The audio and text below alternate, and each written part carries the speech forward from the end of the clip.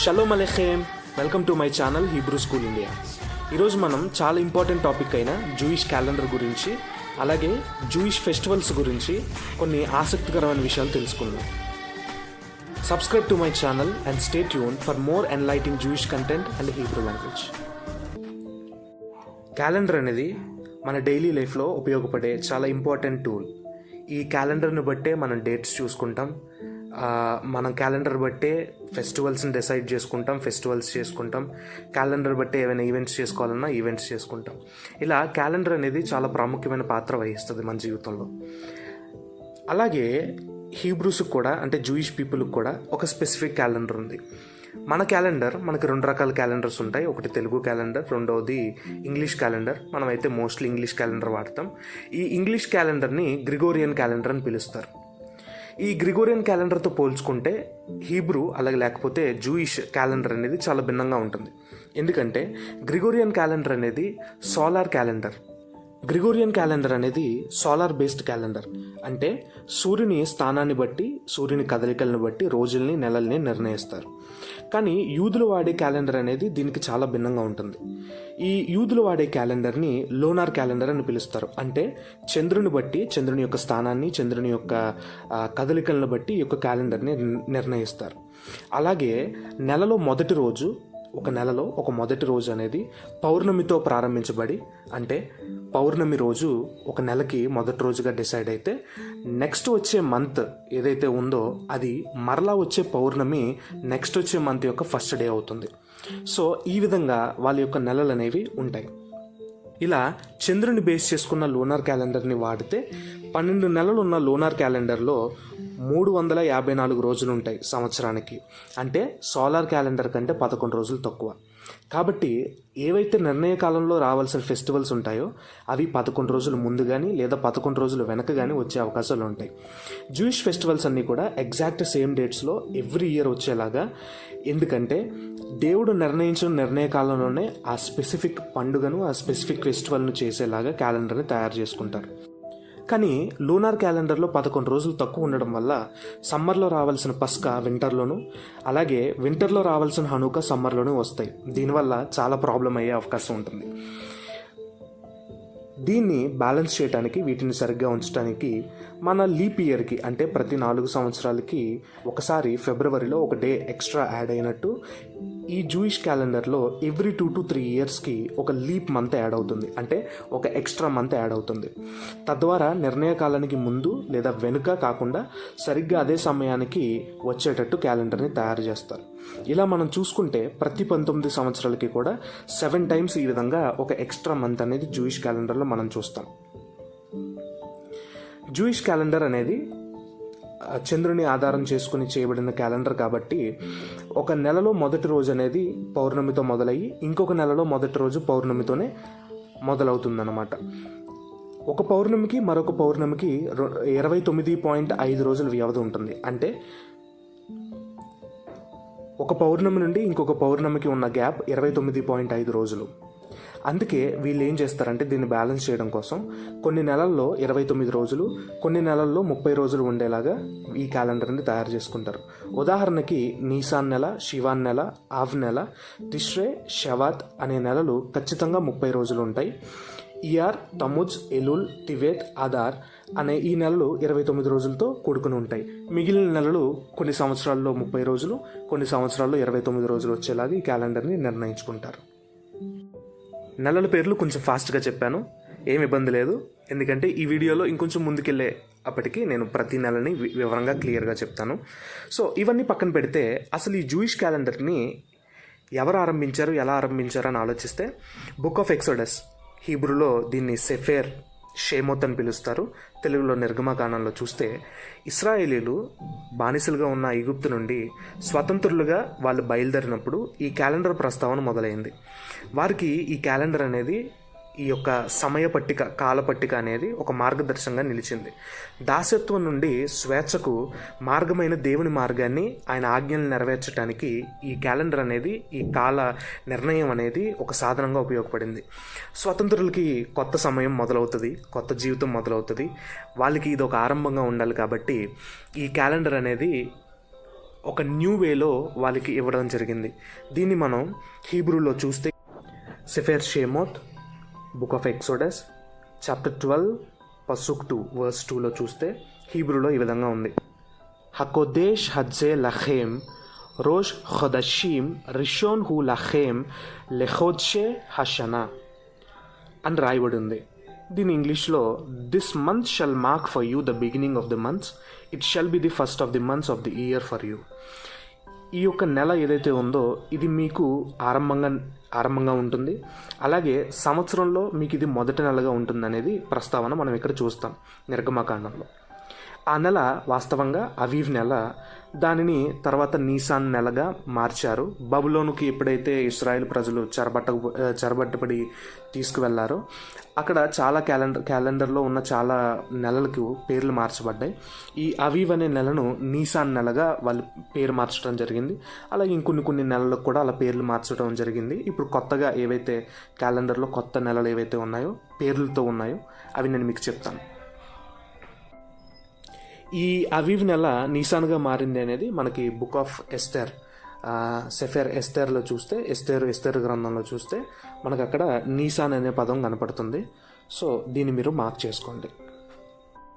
ఒకసారి హీబ్రూ నెలల పేర్లు చూద్దాం. మొదటి నెల నీసాన్, ఇయార్, సివాన్, తముజ్, ఆవ్, ఎలూల్, తిష్రే, హెష్వాన్, కిస్లెఫ్, తెవెత్, షువాత్, అదార్. బబులోను చెరకు ముందున్న ఈ యొక్క వాడుకలో ఉన్న క్యాలెండర్ యొక్క నెలల పేర్లు చెప్తున్నాను. అవీఫ్, జిఫ్, సివాన్, తముజ్, ఆవ్, ఎలూల్, ఎతనీమ్, బుల్, కిస్లెఫ్, తెవెత్, షువాత్, ఆదార్. నేను మీకు ముందుగా చెప్పినట్టుగా ప్రతి 2 నుండి 3 సంవత్సరాలకి ఒక లీప్ మంత్ యాడ్ అవుతుందని చెప్పాను కదా. ఆ లీప్ మంత్ ఆధార్ నెల ఏదైతే ఉందో ఆ ఆధార్ నెల. సో ఆధార్ 1, ఆధార్ 2 అని పిలుస్తారు. మొదటి ఆధార్ నెల, రెండవ ఆధార్ నెల అని పిలుస్తారు. దీంట్లో రోజులు ఎలా ఉంటాయంటే, ఒకవేళ మొదటి ఆధార్లో 29 రోజులు ఉంటే రెండవ ఆధార్లో 30 రోజులు ఉంటుంది. లేదా మొదటి దాంట్లో 30 రోజులు ఉంటే రెండవ నెలలో ఈ లీప్ మంత్లో 29 డేస్ ఉంటుంది. సో ఇలా ఈ హీబ్రూ క్యాలెండర్లో సంవత్సరానికి 353 నుండి 355 రోజులు ఉంటాయి. ఒకవేళ ఇన్ కేస్ అది లీప్ ఇయర్ అయితే 383 నుండి 385 రోజులు ఉంటుంది. హెబ్రీల్కి మనకులాగా నైట్ 12 నుండి ఇంకొక రోజు ప్రారంభం కాదు. ఈరోజు సూర్యాస్తమయం నుండి మరుసటి రోజు సూర్యాస్తమయం వరకు ఒక రోజుగా పరిగణించబడుతుంది. అంటే వాళ్ళకి మొదట రాత్రి వస్తుంది, తర్వాత పగలు వస్తుంది. అందుకే మనకి బైబిల్లో కీర్తనల్లో కూడా రాత్రి ఏడుపు వచ్చినను పగటికి అది సంతోషంగా మార్చబడుతుంది అనేది, చీకటిలో నుండి వెలుగులోనికి ట్రాన్సిషన్ అవుతాం అనేది వాళ్ళ యొక్క బిలీఫ్, వాళ్ళ యొక్క నమ్మకంలో, వాళ్ళ యొక్క విశ్వాసంలో ఉన్న ఆధారం. అలాగే మనకి ఆదికాండంలో చూసినప్పుడు చీకటి వెలుగు కలుగగా ఒక దినమాయను అనే రెఫరెన్స్ మనం చూస్తాం. సో దాని ప్రకారంగా మొదటి చీకటి తర్వాత వెలుగు వస్తుంది కాబట్టి చీకటి వెలుగు కలిగిన దాన్ని ఒక రోజుగా వాళ్ళు పరిగణించారు.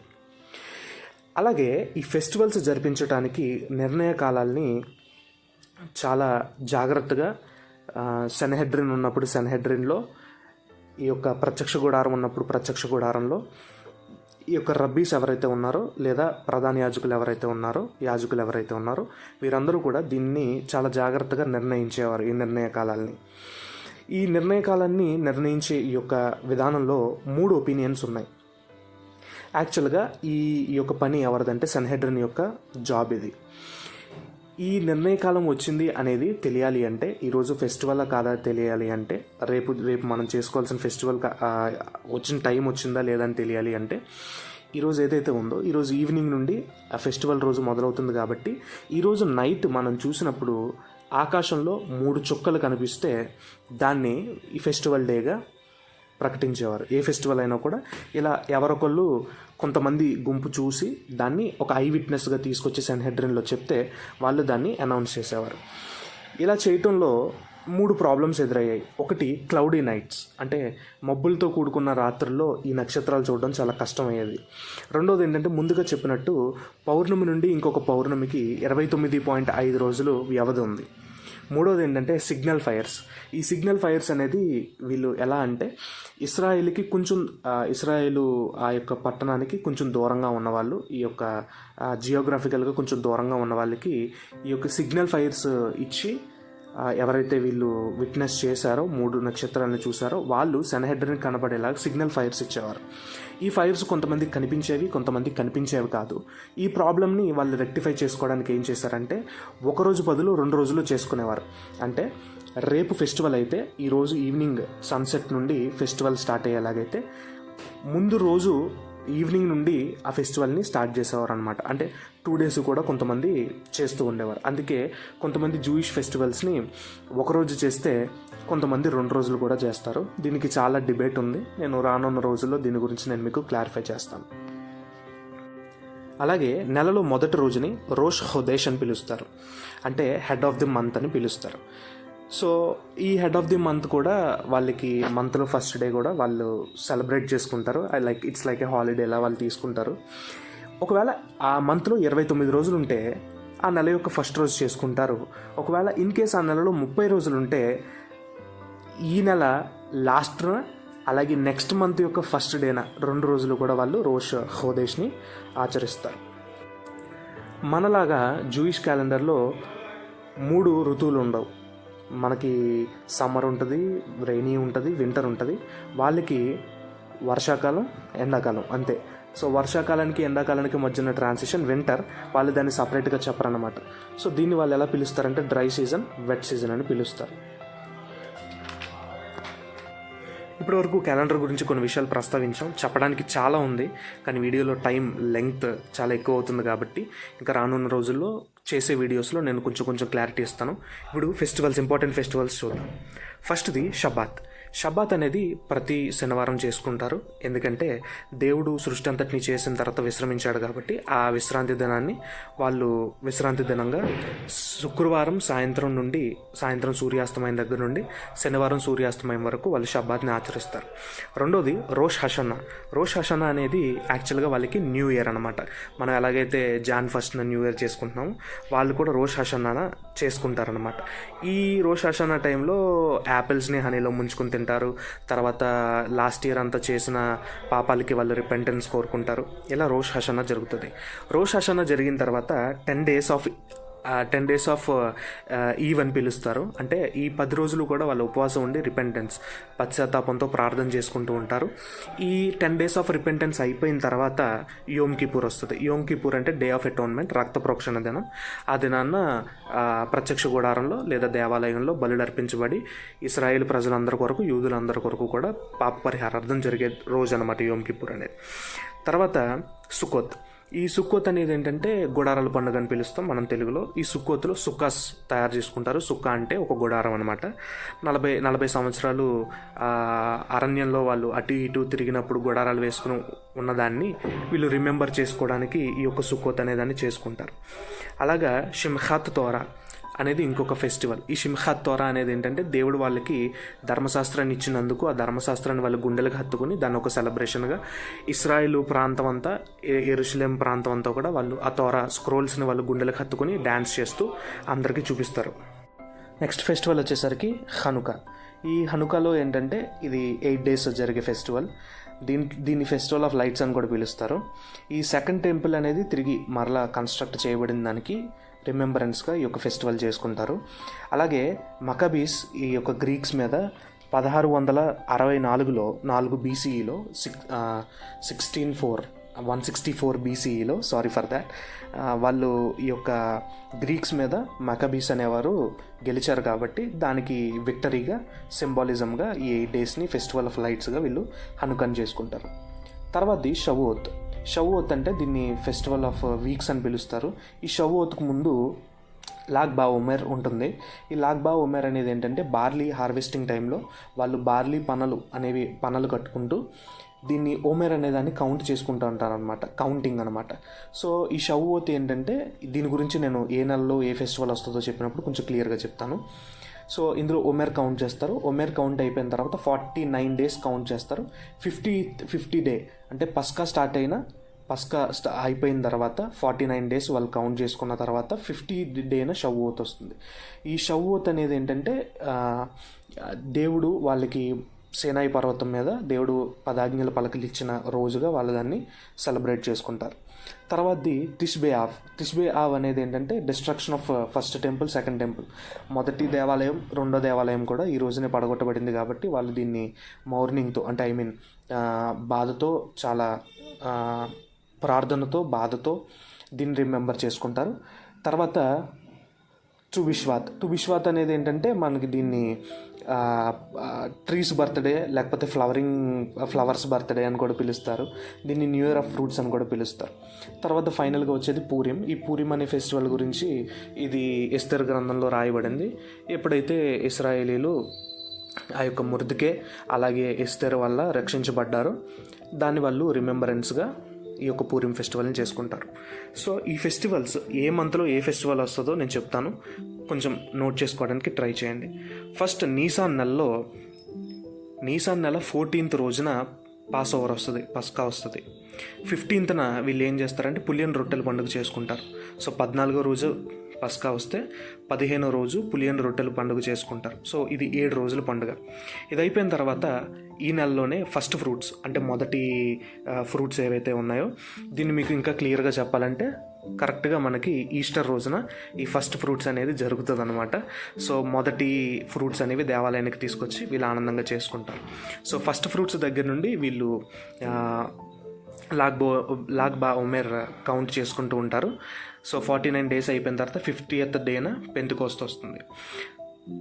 సో ఈ ఓమెర్ అంతా కౌంట్ అయ్యేటప్పటికి 2nd మంత్ కంప్లీట్ అయిపోయి 3rd మంత్ సివాన్లోకి వచ్చేసరికి పెంతెకోస్తు వస్తుంది. సో అలాగే తిష్రే నెలలో డే ఆఫ్ ట్రంపెట్స్ రోష్ హషన్నా వస్తుంది. తర్వాత యోమ్ కిపూర్ డే ఆఫ్ అటాన్మెంట్ వస్తుంది. తర్వాత ఇదే తిష్రే మంత్లో సుక్కోత్ కూడా వస్తుంది. ఇంకా కిస్లేవ్లో హనుకా వస్తుంది. సో ఇవి కొన్ని ఫెస్టివల్స్. తర్వాత ఆధార్లో మనకి పూరిం ఫెస్టివల్ కూడా వస్తుంది. సో ఇవి ఫెస్టివల్స్ గురించిన బ్రీఫ్ డిస్క్రిప్షన్. ఈ ఫెస్టివల్స్ గురించి ఒక్కొక్క ఫెస్టివల్లో ఏమేం చేస్తారు, ఆ ఫెస్టివల్ ఇంపార్టెన్స్ ఏంటి, ఆ ఫెస్టివల్ గురించి ఎక్కడ ప్రస్తావించబడింది, ఇలా క్లియర్ కట్గా ఈ వీడియోస్ అన్నీ కూడా నేను ఫ్యూచర్లో చేస్తాను. So stay tune to my channel. నా సజెషన్ ఏంటంటే ఈ వీడియోస్ వింటున్నప్పుడు ఒక నోట్ తీసుకొని ఈ నోట్లో ఇవన్నీ రాసుకొని ఇవి మీరు మీ దగ్గర భద్రంగా ఉంచుకోండి. Thank you so much for watching my video. Toda rabba. Thank you so much. Lehitraot. Bye for now.